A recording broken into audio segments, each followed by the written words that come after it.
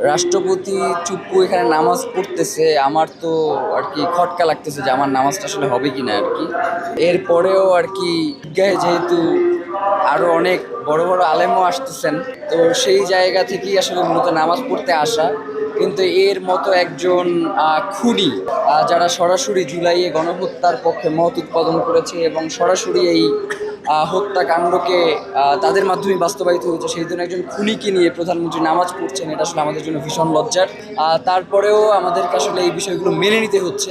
আমরা আসলে চাই যে অতি দ্রুত বিএনপির পক্ষ থেকে তাদের মতাদর্শের কোনো একজন রাষ্ট্রপতি অতি দ্রুত নিয়োগ দেওয়া হোক এবং এই যে উচ্ছিষ্ট তাকে অতি দ্রুত রাষ্ট্রপতির পদ থেকে অপসারণ করে তাকে কারাগারে নিক্ষেপ করা হোক।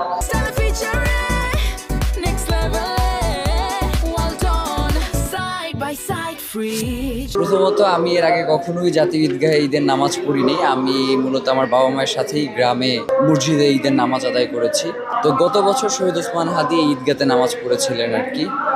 তো এই জন্য আর কি আমরা যারা ইনক্লাবের ভাই বোন যারা রয়েছে তারা আজকে এই ঈদগাহে এসেছি নামাজ পড়তে এবং সবাই সিরিয়ালে একসাথে দাঁড়িয়ে এরপর নামাজের জন্য যাচ্ছি।